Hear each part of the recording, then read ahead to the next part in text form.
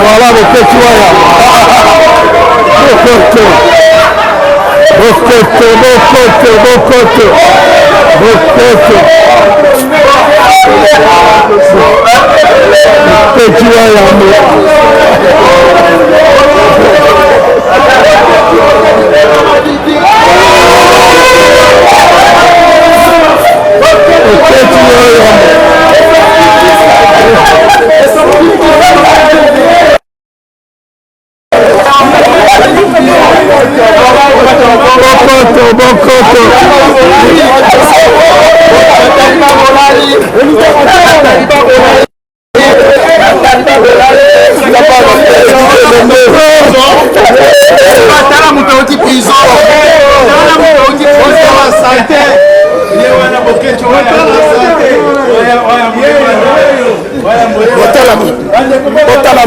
Prison Botala.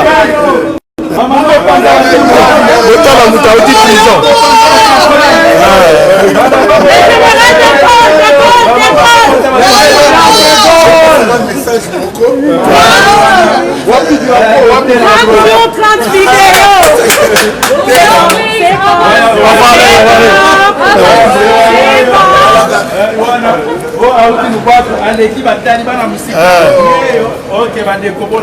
Message à ma classe, c'est Zalina, tout d'abord. 30 jours, 30 vidéos, 1 sur 1.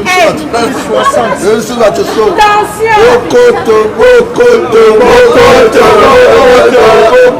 Les regrets. Mais pour nous, l'air a sonné. Parce que Bitumbo, Tozo Boulelongona, Bandekoza, Bituma Nzambe. Donc, ma belle Zali sacré.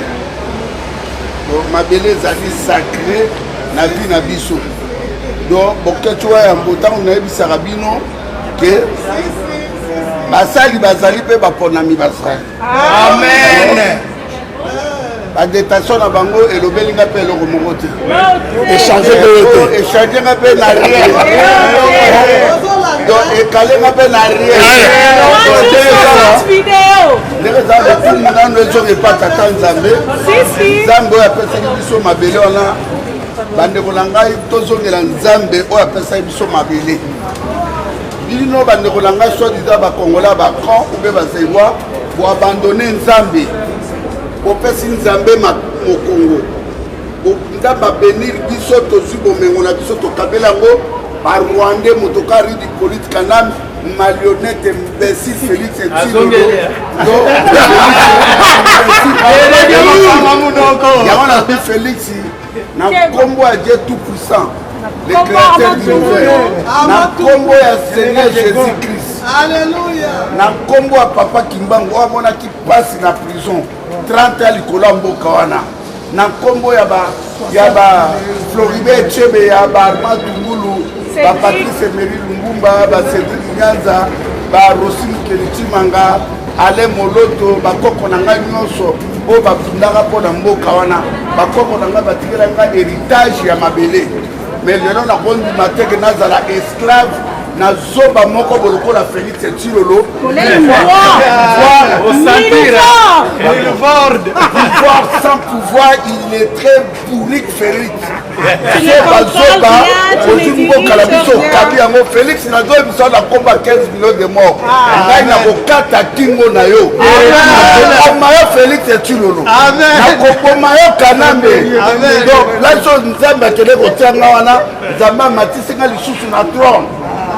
Peuple zaïrois, na remercier la diaspora partout en Europe, surtout la diaspora en France, na bana Congo Brazzaville, vraiment, na remercier na Belgique, na Londres, Europe, Asie, Amérique, Afrique, na remercier banekolanga na Kinshasa. Na zalaki kuna menazoka baiko, na remercier même banekolanga pe sidé babundi mingi ya matunanga Martin Faye Madidi. Merci beaucoup, on est ensemble. Nabituma Mabele, la remercier, Alain Bolotoa, la remercier, Trona, Tatiana Osam, Amotou, Baba Gefa, bon, nous avons Koloba Mingi, les lotes, les lots Zagana, la Xabatoke, le 19 juin na remercie maître avocat ya France Michel Tamba. Merci beaucoup vraiment au bundaki makasi ngamo na landaki na conférence vidéo yokep zairwa moko be congolais moko oya koki ko critiquer biso tozo bunda bitumbo na be émotion te tozo bunda bitumbo na vérité na remercier tout la lina bengai ya le reste sokoko na bengi yo 3 fois donc boye bango ke bande ko na ngai ba pichu somongo merci beaucoup ba mandat so ba edi bolombo ba ipo aiza vraiment Zoro Bilele, Jenny, donc maman, en tout cas maman tout à France, merci beaucoup. Na bande kolanga tout babanda ko talanga wana vraiment bolemba ngate bande kolanga to dans la bitumba Félix et Tilo la zoya le 18. Biso na conférence to ça le 19 na 12h na Union européenne. To ça qui va tout baya. Pour ko message ya calme. Na expliquer bino tina nini bakangaki nga tina nini ba elevaki ngai bakangaki nga mpona mabele na biso donc nazo gêner communauté internationale nazo gêner makambo ebele oyo biso tout tozo gêner nazi ngai moko te me namoni mpo dombo abenganga mingi donc yango na bandeko na ngai boye tolobi boye Félix Etilo lazwa le 18 biso le 19 toa na conférence de presse après makambo ekoleka kuna mpona unité ya combat bomoko ya bitumba oyo otomoni pasi nango na niveau ya Europe marionnette moko mwasi ya Kanambe il est très public a kosakana na biso yango tolobi na bino ke rendez-vous à 15h marche. Rendez-vous le 19 donc bato koloba bazali koloba nanga lelo ka wana pema jusqu'à le 19 na conférence de presse. Merci beaucoup, vous venez de suivre les chouchous de la diaspora. On a fait un petit speech juste pour vous faire plaisir. Vous avez compris quand même l'essence, l'essentiel de ce qu'il a dit. Donc à nous revoir tout à l'heure dans Bokoto TV de Makambo. Bokoto TV de Makambo. Maintenant toza kokende na bino kaka boye tokotika bino te bokomona oyo bolukaki makambo ndenge tolobaka kaka bokozwa ingeta on est ensemble avec Papa Guy le sako na mama tout oyo bozako na bitumba on est ensemble voilà on y va. On y va. Maître, au moni reconnaissance, on a bangwangi te.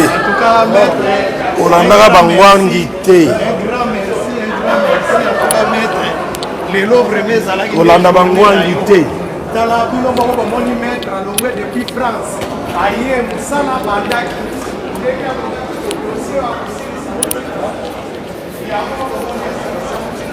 Papa Guy, avance.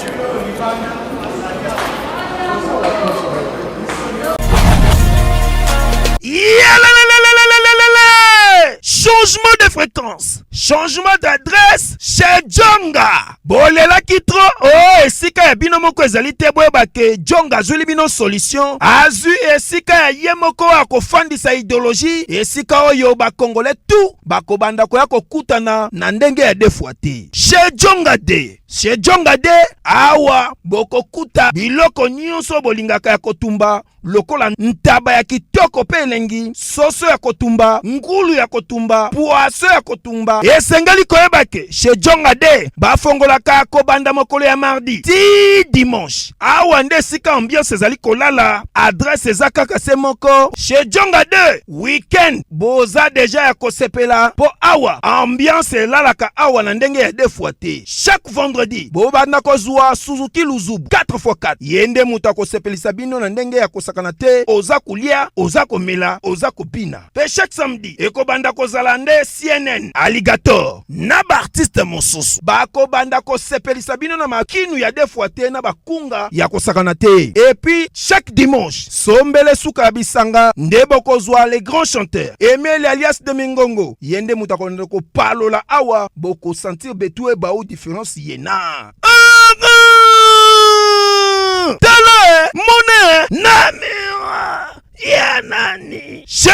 D. Oui, frère. Babi Djonga.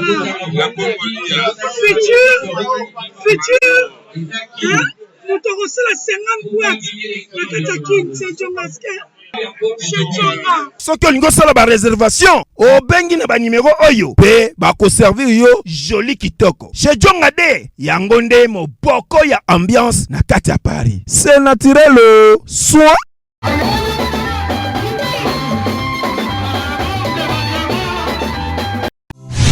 Deko mwasi pe ya mobali posonzo tezali moko ya ba 5 organes d'essence to sengeli kobatela.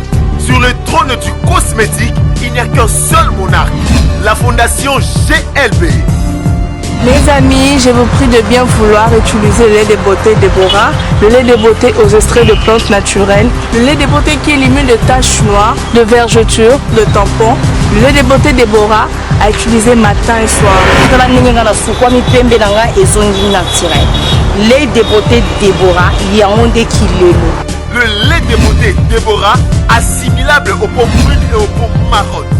Lait de beauté Déborah, azo bengana tache noire, cicatrice, tampon, et cancer de peau. Très sûr, rapide et surtout sans hydroquinone.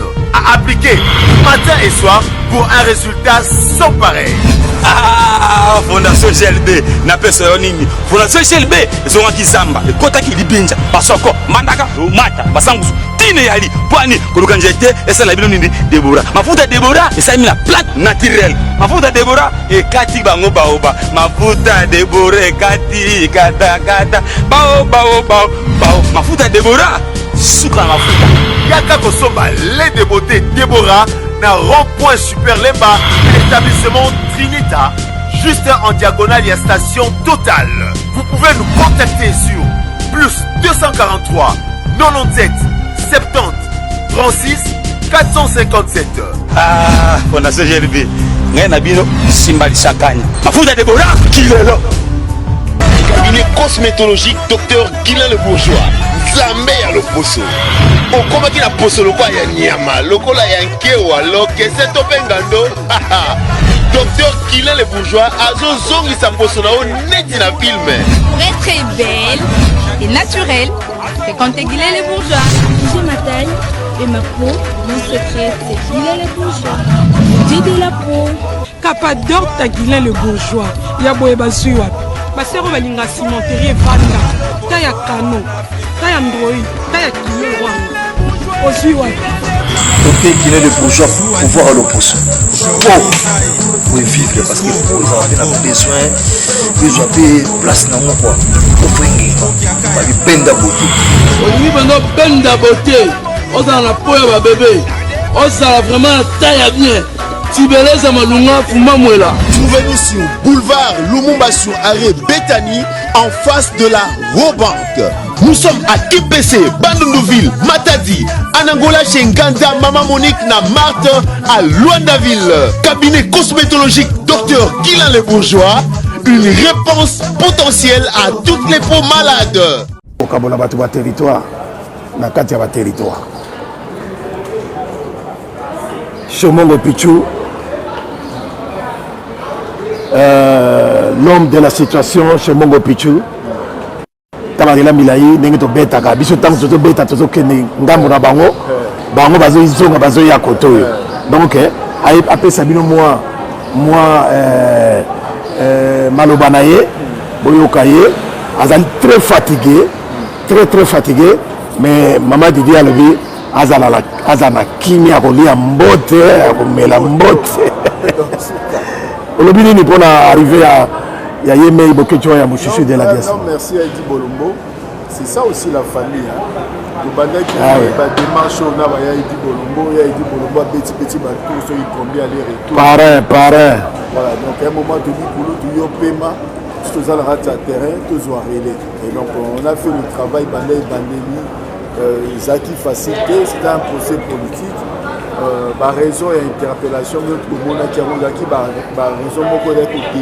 main noire beaucoup moins qui sont qui pression et que tu accélères qui m'a camouflé et là vous allez peine vous vendre aussi pas qui dit bah des gars là dans le bâti qui me donne le lien là qui oh bah là on est capable de ça aussi mutu mwana mikanda na ye ana mikanda na ye après te go passeport pena rouge on a pena ya oni pena na maboko bazio donc voilà donc Dieu a fait grâce dès que la première instance pour gagner qui la préfecture a fait la appel et puis l'appel on a toqué qui et tout ça qui n'a c'est que l'avocat général a segna qui va payer sa préfecture délai pour coordonner avec l'administration belge et tout il y a Wayango Namboka donc après ce qui est délai il y a sous 28 jours à organiser et tout voilà et puis nous on avait jugé bon de ne pas faire pouvoir en cassation non tout ce soir dossier que tu as pouvoir en cassation tout compter sur la bonne foi la préfecture ou la fin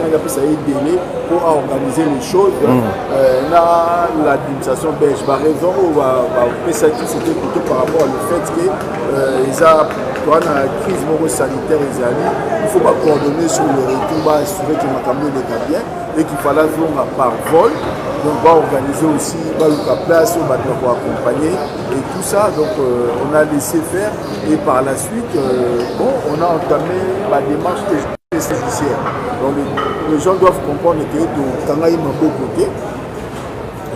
Juste après verdict, on a un cours d'appel pour déclarer qui va démarche extrajudiciaire où il y a aboutissait la libération à Boké. Donc on était au courant de la libération à Boké depuis le 31 mai, mais il fallait garder secret.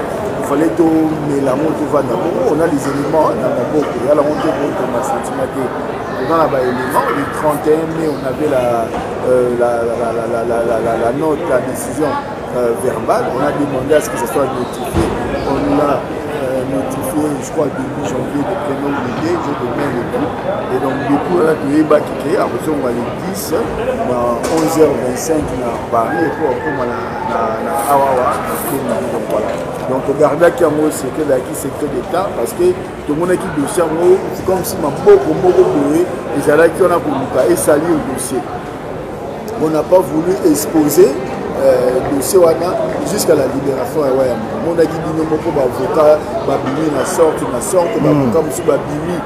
Comme c'est la même information, il y a dossier à Boké, tu as parti à Belgique sans la famille à au courant, sans qu'il y ait moko les concernants au courant. Et puis, le document est circulé sur les réseaux sociaux. Donc, nous, on n'a pas voulu assez que le document est bima. Il y a réserve, il y a des informations et puis, moi, confidentialité, parce que nous avons un dossier dans la facilité. Nous avons la limité et que la procédure est toujours en cours. Et puis, que la main noire est là. Pourquoi publier des documents internes et à l'administration? Est-ce que c'était un moyen de donner les éléments dans le bateau on est capable de déstabiliser tu peux pas mon oui élément la stratégie on n'a pas compris logique on a pour publier document de mon ami bon nous publié qui document hasard responsable de document publié mais cela ne tient pour nous on était soumis en tout cas on a demandé il y a pour nous respecter peut-être il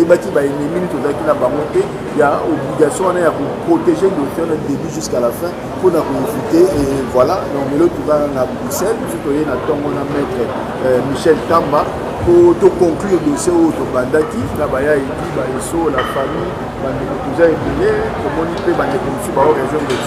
on a fait ce qu'il fallait faire et il fallait qu'on soit là il y a qui le mois qui parce qu'on a voulu d'abord se rassurer que tu as un avion, tu es le capitaine et après tu as attaqué Bruxelles au premier rang. Vous allez avoir, tout à l'heure, par la grâce de Dieu, en tout cas, nous c'est des bien.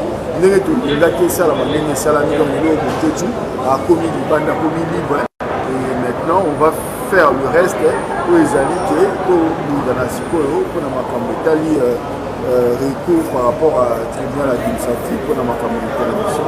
Voilà, il faut faire dans la liberté à circuler. Il y avait un mouvement de luminaire, il faut dans la liberté à circulation. Et puis France et à Limboka, il y a une carte à base de Bitumba. Il faut pas bouger l'Union, surtout pas bouger la Congo, pas dans la nation en France parce qu'ils allaient pays dans le lot pour constituer une force. Donc voilà. Donc, message aux qui n'a pas mené un message il y a y a unité pour Salama parce qu'il y aura une conférence de presse pour Salama le 19, ça veut dire week-end ou 2 week-ends prochains dans le club presse de l'Union européenne pour Buketu à expliquer le contour de l'arrestation mettre le temps aux ala pembeni naye baye dit bazala bande comme ce que bazala Christian Bola bao bazui occasion va lelo te bazala jour wana donc bazala ngwana parce que tout à fait aux occasions bazala wana tout ça l'agenda professionnel de bazala pour que tu participes à la conférence de presse wana tu expliquer le moment fort pour les ala qui du banda parce qu'il y a des qui na kati ça peut être un moment fort, il y a l'intérieur, il y a l'arrestation de l'État et bien sûr, un moment fort. Il y a Banger ou Salamaki extrajudiciaire et judiciaire sur le procès pour que tous les maintenant ensemble, nous pour anticiper l'action pour tout ça, pour trop ciblé, il faut que pour conduire les choses, il faut que ça là événement, manif, action, comment pour garantir judiciairement ou par la protection sécurité juridique na action tout le monde pour ça là c'est un combat où il y a sika il faut tout bâtir parce que le concert il faut que ça va concert à Wira concert à Kofi et tout ça ça va demander une sécurité juridique voilà. Merci. Oui donc petit Chemongo ce qui va te dire bien et il faudra à tout prix que mettre le temps ça la musala ya ko lever il y a faire lever mesure wana il y a interdiction, il y a entrée dans la frontière française pour la Boketu Yam. Donc, oui, tout à fait, il faut ça là-bas, parce que le délai, en fait, il n'a pas été notifié. Voilà. Bah, notifié qu'il y a le 19 mai, tant que et donc là, à partir de la notification, on a P7 Yango. Donc il avait 2 mois pour que tu aies recours pour Luka, tout le monde. Donc recours et recours, voilà, il faut que ça dirait comme pousser ou dire, il m'a permis il y a qu'à la France très rapidement parce que tu as raison. Ah oui. Voilà. Donc Bandeko Obulingo, Bolandi, Petit Chemongo a expliqué Bino à long et à large. A sali quand même effort à expliquer Bino pour Boyeba. Boyeba, Ndengeni Makamele et l'autre est allé la mission à ce que tu as osé la gaga. Boketu Wayambo, Abima. Donc, petit chemin, merci beaucoup. Tikio parce que. Il a rappelé qu'il y a Christian Bola, tout ça qui programme à contre-temps. Mais la conférence de presse, le point de presse où on va faire la conférence parce qu'il y aura des questions-réponses. Donc, Christian Bola, la conférence de presse, on a le 19, on a pour apporter l'élément. Donc voilà, merci. Ok. Voilà, donc, Bandeko, Ndenga, Bozako Mona, Tozako Zela, sorti à Chouchou de la diaspora. Chouchou de la diaspora. Au moment où Ndengeni Nazako Bima. Bon. Batubakani Saki qu'il était un petit homme, mais maman va se rendre compte qu'ils ont eu affaire à un grand monsieur. Donc, la preuve, l'Ingi Pekaka, Oazo en Belgique, Awaï Ozo en étant la Thalys, Balabikaka, avion Kaka, Pepo Kaka. Et on a tous se retrouvé dans Zaventem. Bon. Taliban au local beaucoup zoa donc bolanda biso bobunga te na média bozala kaka na makambo na bino lokuta bobunga te na média comme ça on va faire face avec vous bokima te ezande bitumba mutuko palangana te mutuko kima ve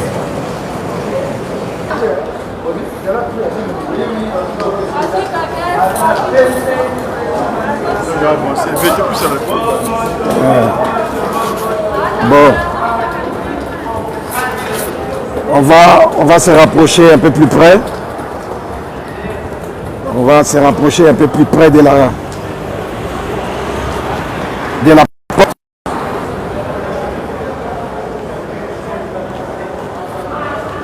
de la porte. Voilà.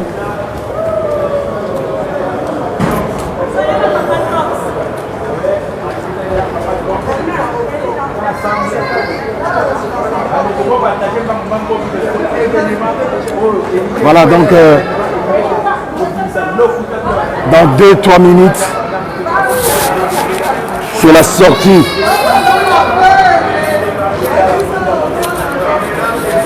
C'est la sortie.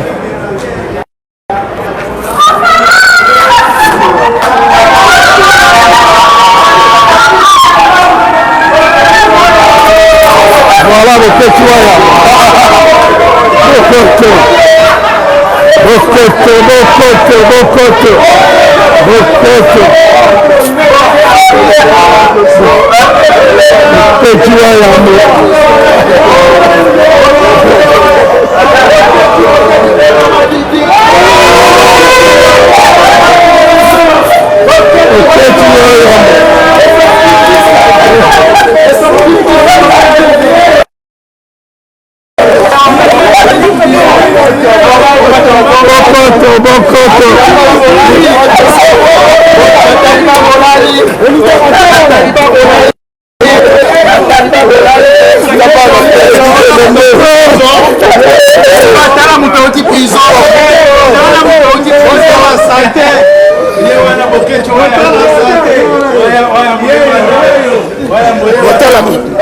Botala mutauti prison botala. Botala mutauti prison.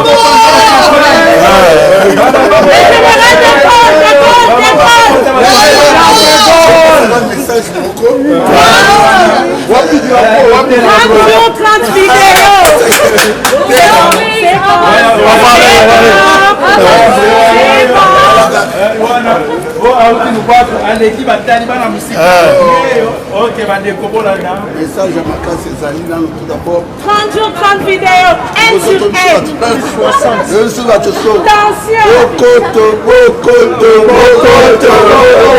Bokoto l'air est grave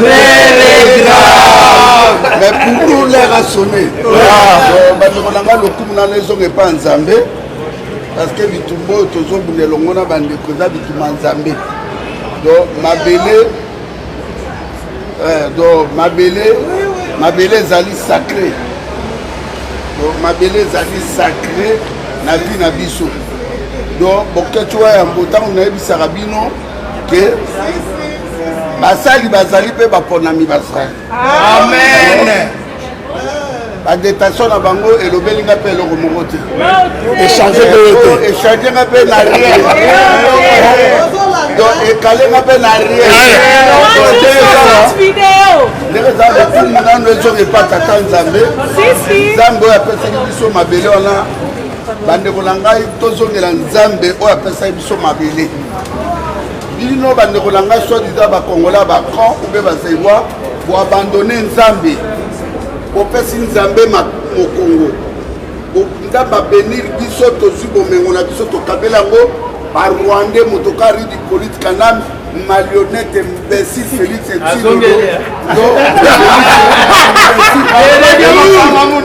yango na mpe Félix na nkombo ya Dieu tout puissant le créateur du univers na nkombo ya Seigneur Jésus-Christ na nkombo ya papa Kimbangu oyo amonaki pasi na prison 30 ya likolo ya mboka wana na nkombo ya ba Floribert Chebe ya ba Armand Tungulu ba Patrice Emery Lumbumba ba Cédric Nyanza ba Rossi Mukelichimanga Ale Moloto bakoko na ngai nyonso oyo bafundaka mpo na mboka wana bakoko na ngai batikela ngai héritage ya mabele mais lelo nakondima teke nazala esclave nazoba moko bolokola Félix Tshilolo pouvoir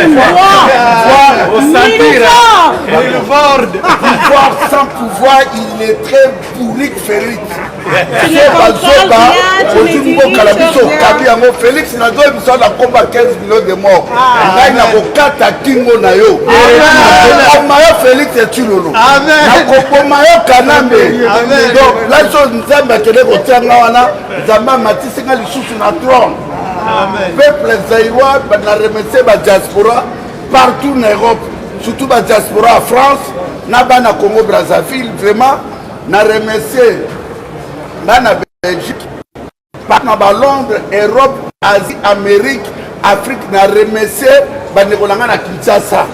Nazalaki kuna menazoka baiko, na remercier même bandekolanga pe décidé babundi mingi ya Martin Fayulu Madidi. Merci beaucoup, on est ensemble. Nabituma Mabele, la remercier Alain Bolodjoa, la remercier Trona Tatiana Osam. Ango tout Baba Gefa. Bon, nous avons na koloba mingi le lote, le lo zaga na la Xabatoke le 19 juin. Na remercier maître avocat ya France Michel Tamba. Merci beaucoup vraiment au Bundaki Makasi. Ngamo na landaki na conférence vidéo Yokeb Zaïwa moko be congolais moko oya koki ko critiquer biso tozo bunda bitumbo na be émotion te tozo bunda bitumbo na vérité na remercier tout la lina bengai ya le roi Sokoko na bengi yo 3 fois donc boye bango ke bande ko na ngai ba pichu somo merci beaucoup ba mandat so ba edi bolombo ba ipo aiza vraiment Bazoro Bilele, Jenny, donc en tout cas maman tout à France, merci beaucoup. Na bande kolanga tout babanda ko talanga wana vraiment bolemba ngate bande kolanga to tala bitumba Félix Etilo la zoya le 18. Biso na conférence total le 19 na 12h na Union européenne. To saki ba to tubaya. Pour ko message ya calme.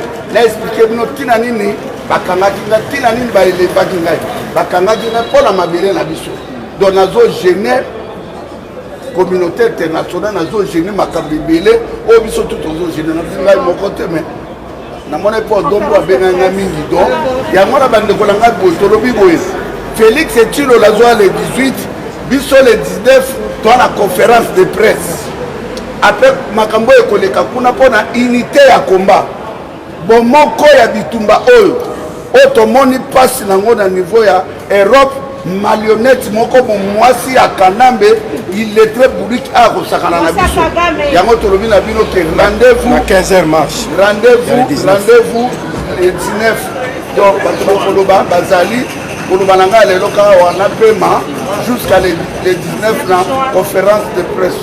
Merci beaucoup, vous venez de suivre les chouchous de la diaspora. Il a fait un petit speech juste pour vous faire plaisir. Vous avez compris quand même l'essence, l'essentiel de ce qu'il a dit. Donc à nous revoir tout à l'heure dans Bokoto TV de Makambo. Bokoto TV de Makambo. Maintenant, tozako kende na bino kaka boye tokotika bino te bokomona oyo bolukaki makambo ndenge tolobaka kaka bokozwa ingeta on est ensemble avec Papa Guy losako na bamama tout oyo bozako na bitumba on est ensemble voilà on y va. On y va. Maître, omoni reconnaissance, maître, omoni reconnaissance. Kolanda bangwangi te. Kolanda bangwangi te.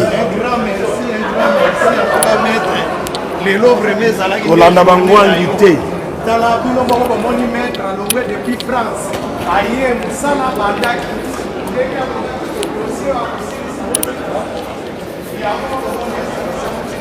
Papa Guy, avance.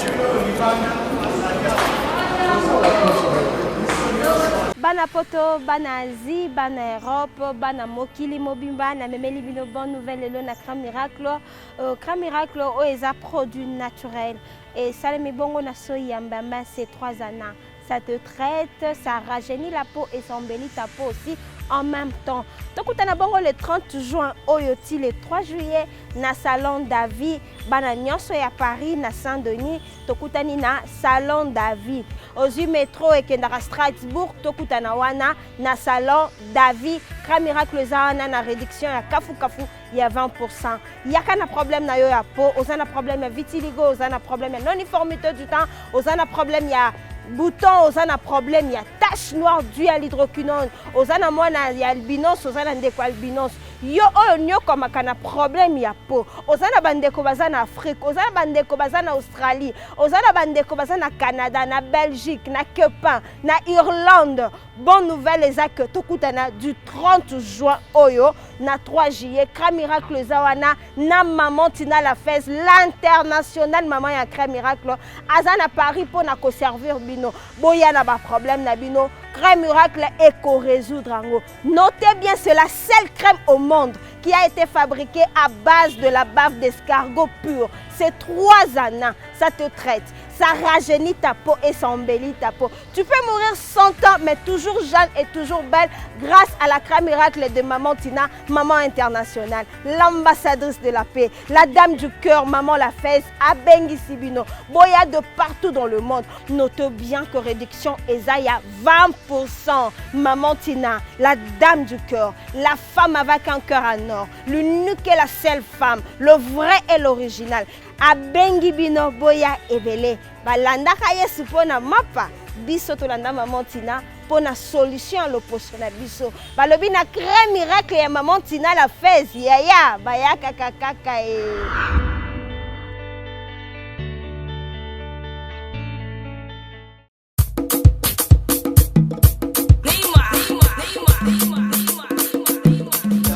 Etiquetena, etiquetena, etiquetena, etiquetena, etiquetena, etiquetena, etiquetena, etiquetena, etiquetena,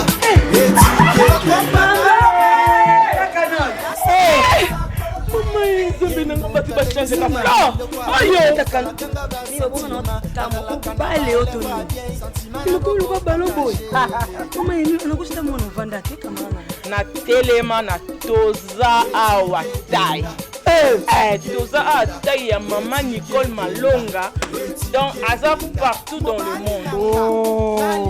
Toza tai le makambe maman Nicole Malonga telemi wana ima hata sula milaite anabuaka na ngatai maman Nicole Malonga makambia na kama kilo mkusi sans complexe una solinga mezi nyoso linga solinga ekokayo kota papa nebiso Yasika Eye, avec la nouvelle formule de la pommade Toza Awatai, une pommade à 100% satisfaction, une pommade à base de plantes naturelles, et là pour vous satisfaire bien sûr le femme, et là pour vous mettre en valeur, pour vos agrandissements de fesses, seins, mollets et hanches, la pommade Toza Awatai est là pour vous satisfaire. Et les hommes, on ne vous a pas bien sûr oublié, la pommade Toza Awa est là pour vos agrandissements et allongements de pénis. Nous sommes sur www.tozaawatai.com et le numéro des contacts 06 05 50 23 18 06 05 50 23 18. Soyez le bienvenu.